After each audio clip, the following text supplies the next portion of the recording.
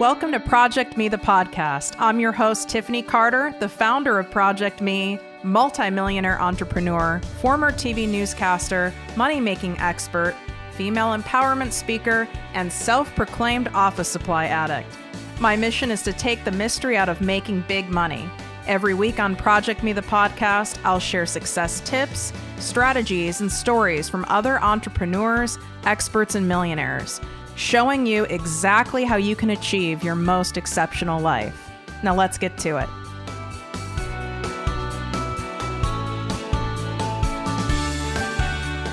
You are listening to ProjectME with Tiffany Carter, the podcast. Hey guys, not only am I super excited about today's show, but so is my Bulldog fur baby Molly that all of you who follow me on Instagram have gotten to know and love. Today's guest is Sarah Bridgeman. She's a professional photographer and mom to the Insta-famous Bulldog, Mabel the Bully. Hey, Sarah. Hi, Tiffany. Thanks for having me, and us, I should say.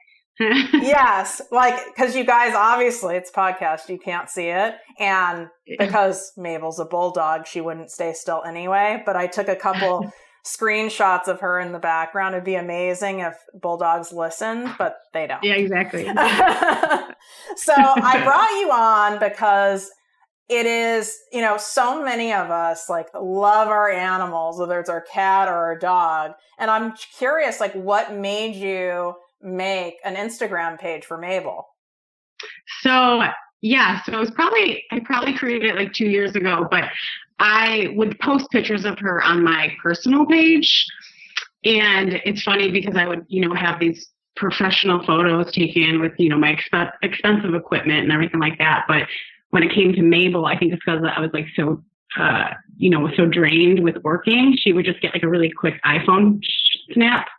And so I posted this picture for her birthday, and that's exactly what I said. When it comes to Mabel, she gets gypped, basically, So I posted this picture with this birthday party hat on, and I tagged the designer of the hat. So it was Oh Joy. I don't know if you've seen the line Oh Joy for Target.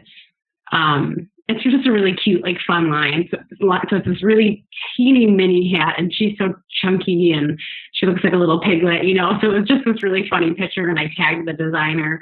And so from there, the designer got a hold of it, and she put it on her Pinterest page. So it kind of got it went pretty big. I think it had 500,000 pins. Or oh my God! That. No, that's viral. That's huge. Yeah, so the picture it's all over the place now, so I'll have to send you the photo, but it was probably 2 or 3 years ago. And so after that, Reece Witherspoon, I don't know exactly how she found it, but she posted that same picture. So I didn't have a page for Mabel at the time, so everyone was like, that's Sarah Bridgeman's dog, and everyone was posting on Reece Witherspoon's page. So after that, and when I was oh, maybe I should create her own Instagram page. Oh, but interesting. I thought you had the page first and then Reece Witherspoon found you on there.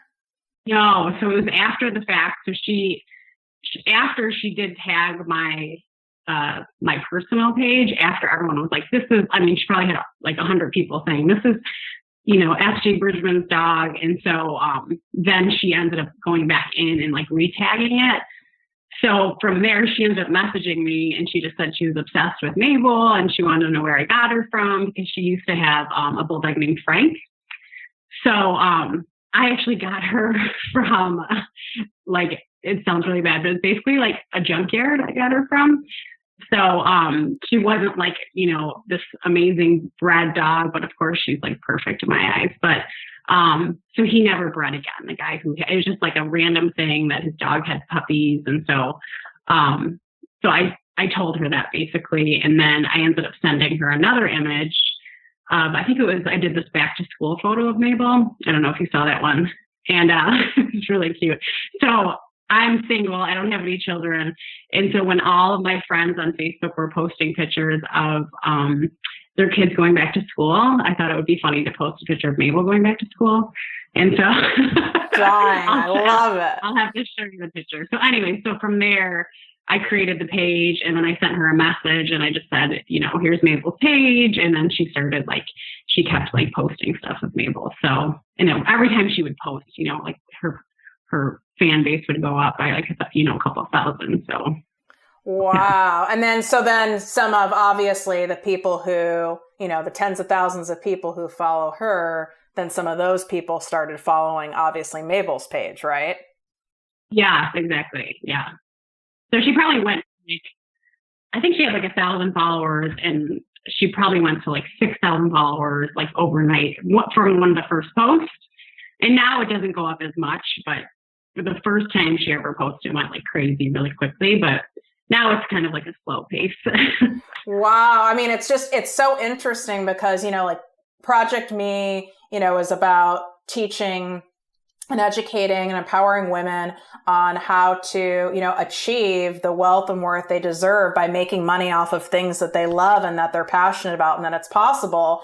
And here you just like organically, you posted one photo, it went viral on Pinterest. Then Reece Witherspoon picked it up. Then you're like, oh, I'll create an Instagram page.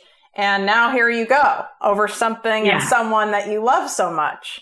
Yes, it is. It's like so special. I mean, it would be incredible if I always say I want to retire off of Mabel. So that would be like my end goal. And I don't know if that'll ever happen, but she's not, she doesn't really take direction very well. But, but it would be amazing if I could, just really push her. Push her to basically make a good profit off of her. I have sold some stuff from hers, but nothing too major.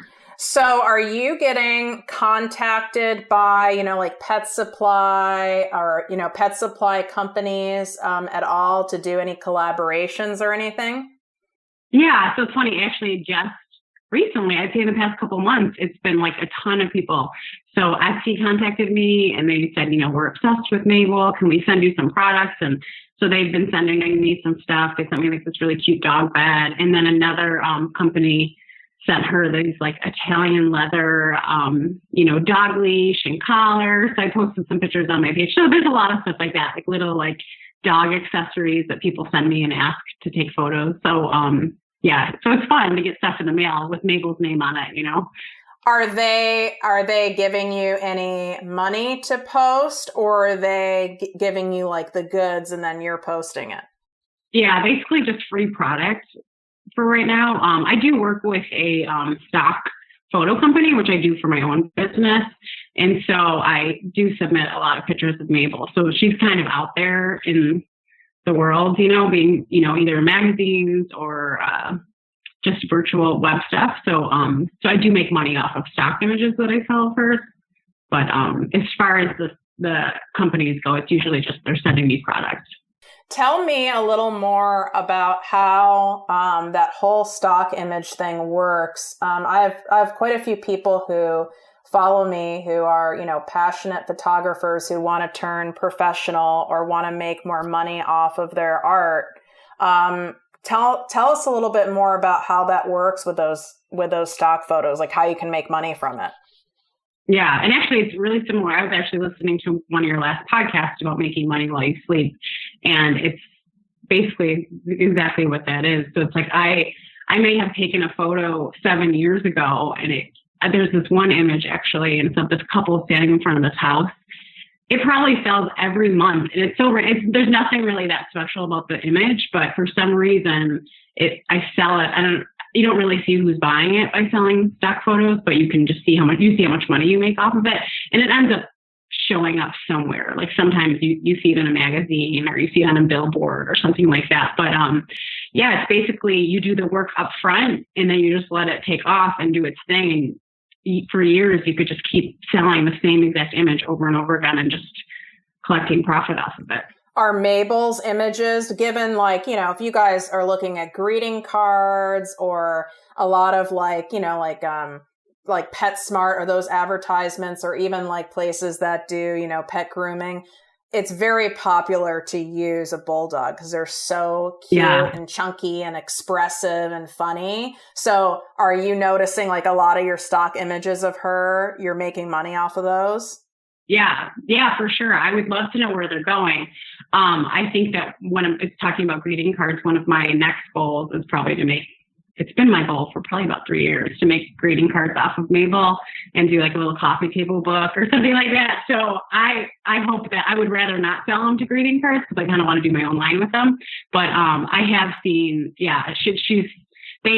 they tend to want really natural photos of her. Sometimes I do those funny photos where she's like, my accountant and sitting at the desk, or back to school photos. So they haven't really bought many of those, but they usually just like her like snoozing on the bed or, eating or doing whatever she naturally would do. It seems like those sell the best. So I'm guessing those are going to I would have thought the ones that you kind of staged and curated, where, they're she's wearing something or, yeah. I thought those would actually sell more. So did I. And I kind of did them with that intention of thinking that those would sell, but they actually, I'm a part of 3 different stock companies. So Getty Images, Shutterstock, and Canvan Images.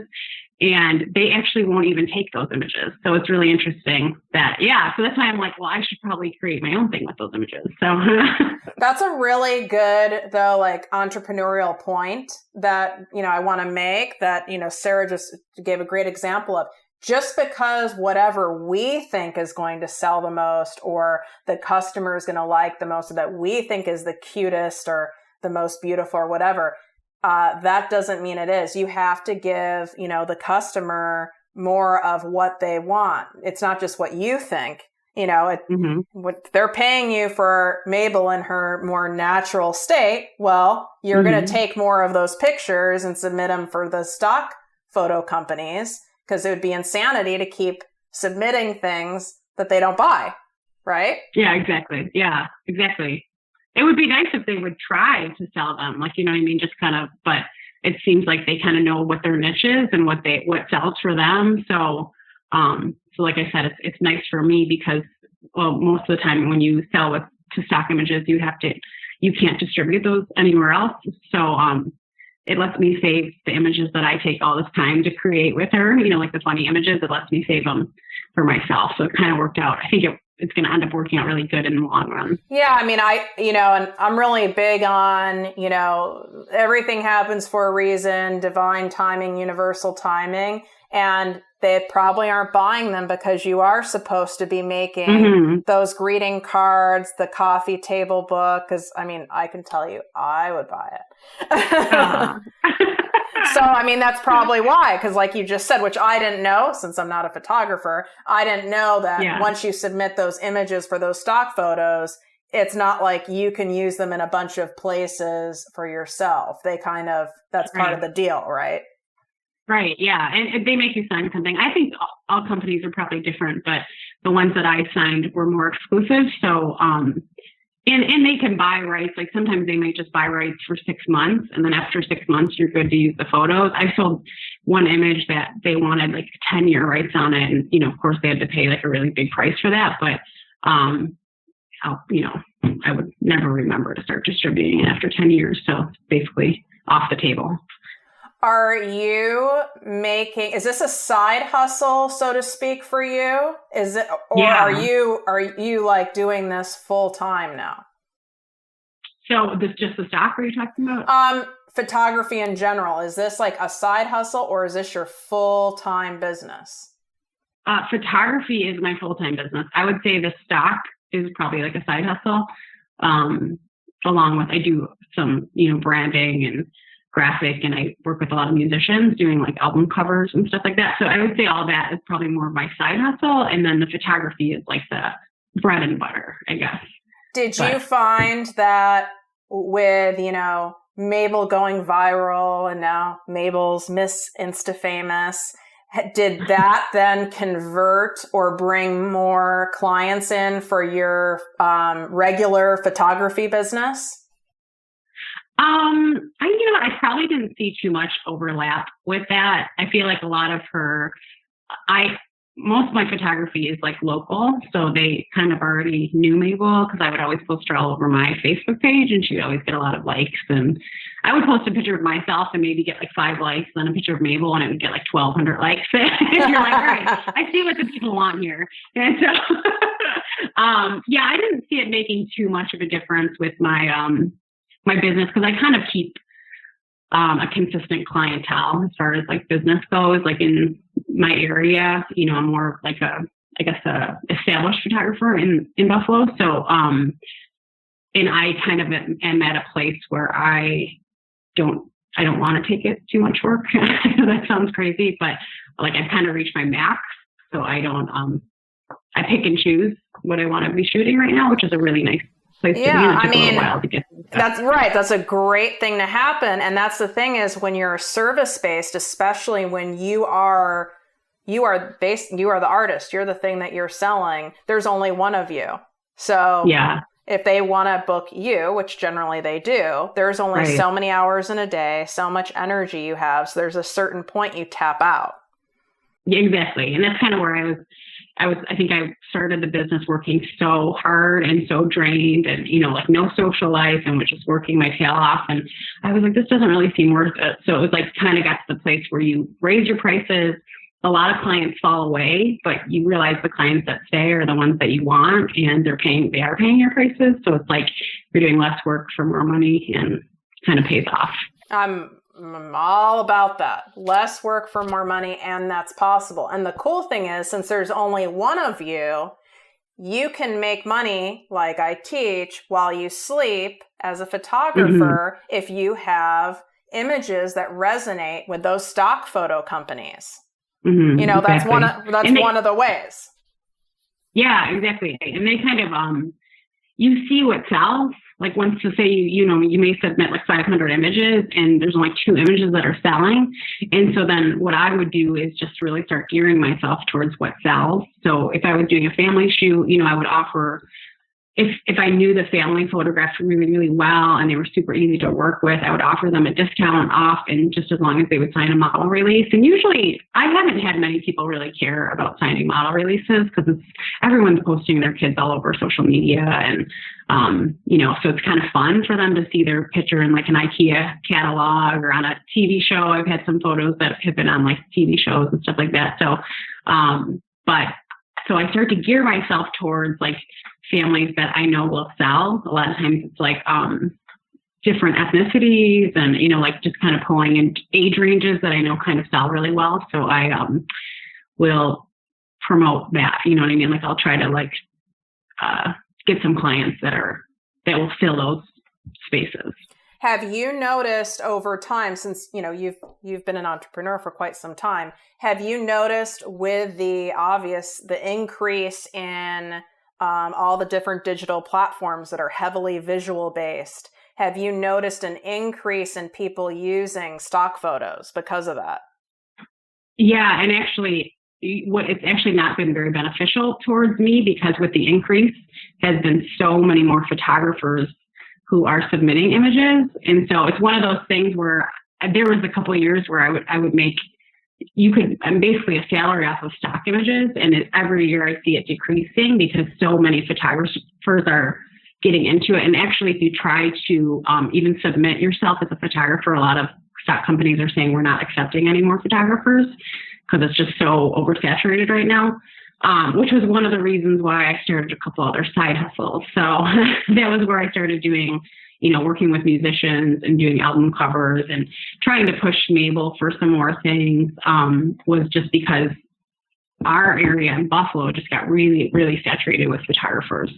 And so it just seemed like it was, I just noticed a decrease as much as people were using it more. And also a lot of companies are doing it a lot cheaper. So you can buy stock images for 10, 15 cents. Like it's like a crazy price where I used to sell images for $500 an image. So, oh, wow. Yeah, so it's I really had no idea it was that high. Yeah.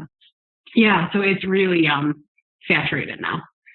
So for someone who is, you know, you 15 years ago or you 10 years ago, right, who is in a corporate job, or maybe they're starting out as a professional photographer, but they want to make more, you know, what would you tell them that you kind of wish you started earlier on?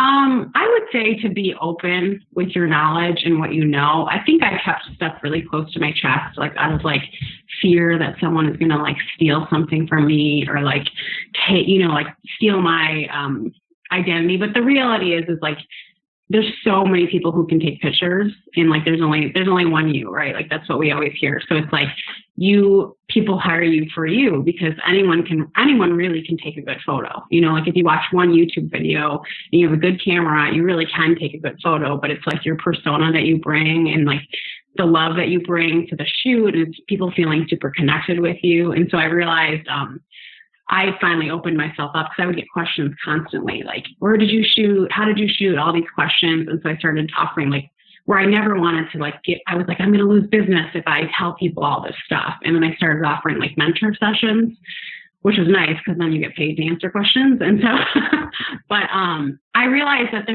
there really is enough business to go around. And I would rather be open-handed with the knowledge that I've learned, you know, than to keep it so close, because it really does build a community, and you really do I need the photographers around me. I need the people around me, you know? So, I wish that when I was starting, I wasn't so, you know, I guess uptight about it. I can understand that because the coaching, like business coaching, like I do, and consulting field is similar. It's like, oh, well, you know, I don't know if I want to, you know, give all my tips and my secret sauce away because then I want to have the business. But the point is, you guys, is that especially when it's service-based and people are hiring you as an individual and you plus your talent, you are unique. So people hire people who they like, who they feel, who get them, who hear them, who understand their needs, who make them laugh, who make them feel at ease. You know, everyone is different. You know, some people, I'm not their jam because I drop an F-bomb every now and again, you know? Some people, you know what I mean? So some people won't work with me because of that, right? So it's like, you just have to be your unique self and go with that. So I can see how that could work. So back to my second favorite Bulldog, because Molly's my first. She has to be. Molly's a rescue, by the way, too. I try to remind my audience. Yeah, I got her from Southern California Bulldog Rescue at 2 years old. Great organization. Wonderful. Wonderful. Yeah. And so because a lot of people are like, oh, well, you had to get her from a breeder because she looks a certain way. It's like, I'm all about, and in your situation, that person wasn't really an official breeder, you know, it happened. And so I'm a big believer in that, you know, adopting, not shopping, so to speak. And you can end up with, you know, an amazing animal. So what are your like thoughts, like when you're taking a shower or you're driving, like what kind of inspiration as a photographer do you have on seeing where you can take this whole Mabel the Bully brand? Because you've got something good here, girl. Yeah. I think I probably have to spend some more time. I think that a lot of it just comes like really organically. I know that sounds bad, but it's like literally like she's in a spot and then I'm like, oh, what if I did? Like I just see the light shining on her in a certain way. And then I just come up with something like, it's usually right on the spot.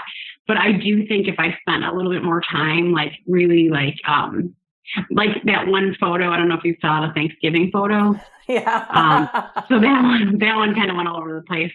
And that one, my aunt, she's like this amazing like designer stylist. And so she actually styled our Thanksgiving dinner table and she made everything like really perfect. And so like you don't see the behind the scenes. Like my sister was holding the chair where Mabel's sitting on a stool. And then my other aunt was like taking a piece of cheese and just going across her face to get her to look.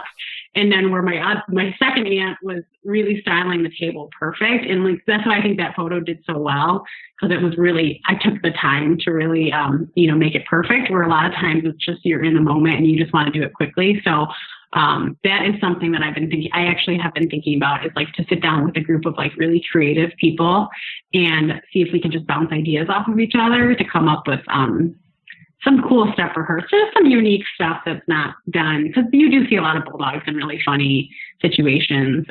But there are a lot of Bulldogs, you guys, that have accounts, you know, on Instagram. I mean, that have hundreds of thousands of followers. However, I follow a lot of them because I'm super Bulldog passionate. But what's interesting is there's something unique about the account you've made with Mabel that connects with people, because I mean, not to like beat a dead horse, but like Reece Witherspoon could have followed any of those other accounts, right? But she connected with Mabel. So what do you think it is about those photos in her account that are connecting with people differently? You know what? I actually really I don't know exactly. I don't know if it's just that she's just got such a personality that, that I just try to capture her personality as best as I can, because she's just so miserable and hates life, and I love it about her, That's like so many bulldogs. So yeah, I don't know if it's funny because if other people take her picture, because you probably know this with Molly, like there's some faces that they make that are not that cute, right? Like True. When their mouth is open and they're like drooling and they're panting, like it's not the best face. So if people come with their camera, like I'm always like, hang on a minute, like make sure her mouth is closed and make sure her tongue isn't hanging out. Like I make them, I have to like approve the photo before they like post it on Facebook. I'm like, she doesn't look that cute and I just want her to look her best, So, of course. So yeah, I don't know if it's just that she's just so cute or it's just like these really natural type of photos, because I really do try to take them in the moment. Like I'll have my camera sitting out, and if she's doing something cute, it's a 2-second thing that I just turn around and snap it. And then, I don't do as many of the pose type photos, I guess. I try to squeeze a little bit of those in there every once in a while, but those do take a lot of work, and she eats a lot of cheese to get those done. So, and then you give them too much cheese, and you guys, yeah. I mean, if you guys have French bulldogs too, they're similar. The gas situation is outrageous. It's horrible, yeah. So I know what I can just like. I have this like knack for like picturing people listening to the show going, Tiffany better freaking ask this. So I'm going to circle back to it. So when you had that company, that person that pinned that photo of Mabel that ended up going viral on Pinterest, were you aware that person pinned it, or did you find out after the fact? So I actually found out when Reece Witherspoon posted it.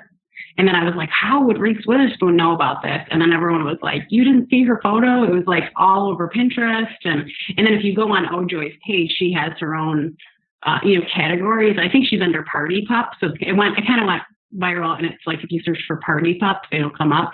But so I didn't find out until I just remember opening up my, my Instagram, and you know how you can only see so many notifications, so you can't go too far back. And I was like, why is my page blowing up? And I couldn't go far back enough to even see that it was Reece Witherspoon. And then a bunch of people had posted it on my Facebook page, and they were like, Reece Witherspoon, because at the time I don't think I was following Reece Witherspoon at the time, but so it was just. It was crazy. And did you know this I don't even know who Ojoy is on Pinterest. Did you know this person or this brand beforehand? I did. So because I tagged that image, I tagged Ojoy in the image. Oh, that's right. That's Instagram. Right. Yeah. So I did know, because I always liked her brand at Target. It's just like such a fun line. But on your personal Instagram, my personal, you didn't have a Mabel right. Instagram at the time. Right. I was like so mad I didn't have one, because I was like, oh man, she could have I feel like I missed out on a lot of followers by not having an Instagram for her. So, and then it was funny because I created an Instagram, and then Reece Witherspoon would constantly post photos, but she actually didn't follow Mabel for 2 years. So I would direct message her photos for her birthday and be like, oh, we took a birthday photo for you. And she would post it, and it was just really sweet, but she would never follow her. And so I was like, but then every once in a while, all of a sudden, one of Mabel's photos would have thousands of likes, and I didn't know why. And then I would go through the likes, and it was always, she would come in and like the photo, but not, I think she just didn't realize she wasn't following or something. And so I think she just posted a video maybe a year ago, and that was when she started following her. So, but I remember always being like, I wish she would follow her page.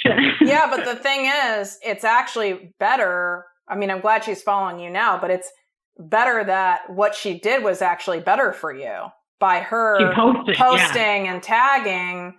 I mean, people get so obsessed with followers, but you guys keep in mind that Mabel the Bully has just under 11,000 followers, okay? And this happened. So you don't have to have this massive amount of followers. It's the engagement. It's what the people are doing who see those. And Reece, just using it as an example, she was able to see these photos of Mabel. I almost said Molly. She's able to see these photos of Mabel without even being a follower because Sarah knows how to tag properly, right?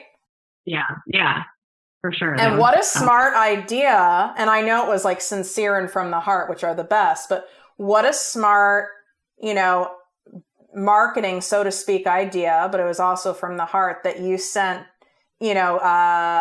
customized photos of Mabel to, whether the person's famous or not, to like a major fan.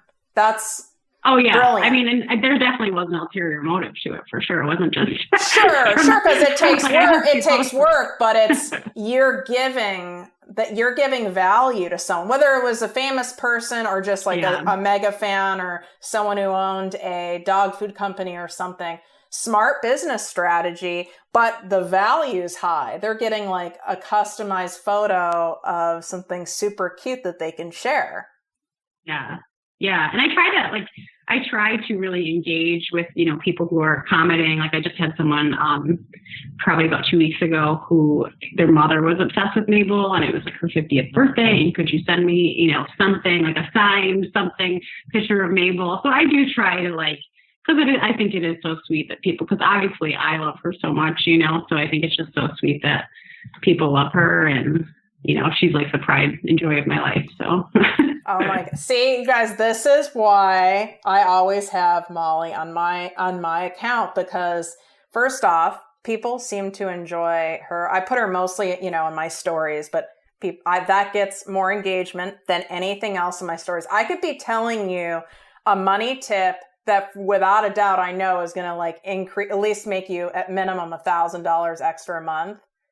And I post something of Molly and it gets 10 times more people. So it's exactly. It's okay, I get it. I'll give you and she could care less. She's like, I don't care.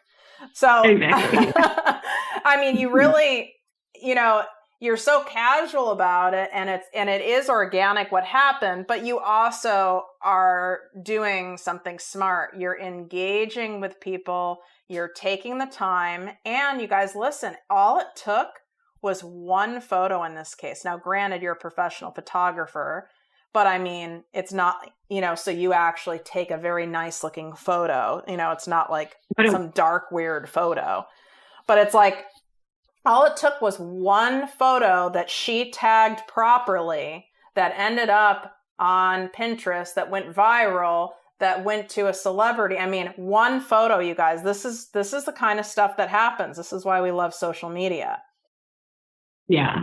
And it actually was an iPhone photo. So it's not even wow. professional gear. Yeah. So the first photo I posted was when I said, poor Mabel, a photographer, she's my baby, but she basically gets, the raw end of whatever it's called. The short end of the stick. Short end of the stick. I was going to say the raw end of the stick. So I was saying how Mabel always gets that basically, and she just gets a quick iPhone shot. So it was literally a 2-minute shot. I just stuck her in front of I have a chalkboard wall in my office, and I just stuck her in front of it and put a hat on her head. So that was the funny part of it, is that it was so there really was no thought put into it. And so basically, yeah, it is. It really did have to do with tagging and getting the attention of, this designer. And so, that was the biggest part of it, but there wasn't much put into it, I should say. So you guys have to follow Mabel the Bully. Even if you're not super obsessed with bulldogs like we are, it's just going to make you smile. And also on a business note, especially if you are a creative, an artist of any kind, a photographer, her account is very smart to see what she does and the type of images that she captures, because there's such a high engagement compared to other Bulldog pages, other pages in that same genre. So all that will be in show notes. Of course, obviously I'm going to have Sarah's Instagram and her photography website as well. And I'm sure you're open to, different collaborations, right? Like if someone is interested in doing a collab with you, or if they wanted like a custom shot for pay or something like that. Is that something you'd be open to? Absolutely. Yeah. That would be amazing. I mean, you already know that Mabel's like proven high engagement. So it would be so smart as long as it, made sense with the brand. But like, even if you're, let's say like you have an accounting firm or something like that, or you're an accountant, or you're an accident and injury attorney, something like not sexy or, or seeming very like Instagram worthy, but then you collaborate, with Sarah, professional photographer, and pay for like a customized photo of, Mabel doing taxes during tax time, or, tax prep or something. I'm telling you, that will absolutely grab people's attention and go through the roof. Like, I think that's the smartest kind of marketing that people are doing now. Yeah, for sure. Because you can tell, just like you said, whenever you post a picture of Molly, that's what's getting, the most engagement. And actually I have, I'm doing a commercial ad for M&T Bank. And basically Mabel, so it's basically about me being a small business owner, but Mabel's basically the feature of the entire commercial. So because it gets people's attention. I know, yeah. And it makes people smile, and most people have this, their heart opens and you soften when you see animals in general, and then especially dogs, and then that, our particular breed that we have. I think it's because there's like, they have this human quality to their facial expressions. Don't you think? Totally do. Yeah. And plus, for those of you who like don't have one, they like burp and fart like an actual human, like to where I'm like, not sure if it's like my fiance who did it. And he's like, no, I swear it was Molly. I mean, and she snores and has to sleep in a separate room. Does Mabel snore? No, Mabel snores, but she sleeps in my bed. I beg her to come even like to cuddle with me, but she likes her own space. So she sleeps at the bottom of the bed. But, her snoring is like white noise for me. Oh, wow. Yeah, I can't do the snoring at all. And it's so funny how breeds are different. But yeah, bulldogs are funny. They're like almost like introverts. It's she needs her own space. Like I can't convince her. So if I have a group of people over, basically she comes out, she needs everyone to acknowledge her presence, and then she goes back in her room. Totally. Okay. I feel like very validated that I don't have like some strange like hermit dog. That's exactly how Molly is. Nope. She needs her own space. So I always want her. And so do I. Yeah, me too. I feel like Mabel and I are like we're connected by our spirits. Totally. It's really bad.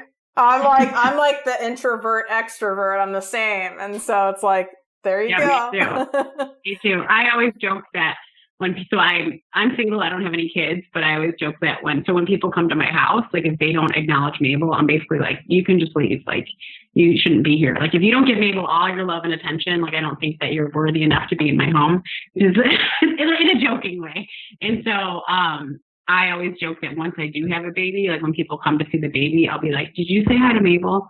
Like make sure that Mabel gets like first priority over the child, because she's just, I'm a little obsessed. Totally. I get it. I've been single prior to being engaged, of course. I was single for quite a long time. And that was like a date test, like how the guy interacted around Mabel. And I know a lot of dog owners out there and, cat owners are like that. It's like how the person like behaved around her, or if they were like immediately going for like a lint roller, I was like, you're done. You're done. Like, where's the lint roller? I'm like, calm down. Yeah, banging on the floor with her and rolling around with her, scratching her belly, like it should be. Exactly. Well, this was so awesome talking to you, and I know that I learned a lot that I can apply to even like my business, even though I'm not a photographer. So, for those of you guys who are listening, who are especially in the photography field, or you actually have, a service that's, kind of art based, or you have a t-shirt line or anything like that, definitely when you download the episode, leave a review and let Sarah and I know like what you learned, like what you got out of it. And then if there's like anything else like you would want to hear more about, we can always do like an encore episode and follow up like with your Q&As. Cause I think a lot of you are going to get a lot out of this. So thanks so much, Sarah. And thank you, Mabel, wherever the hell you are. She's like farting under your desk right now. Yeah.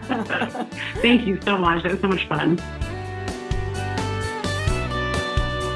If you enjoyed this podcast, please write a 5-star review on iTunes. Not only will this make me super happy, but it will allow more listeners to find our special show.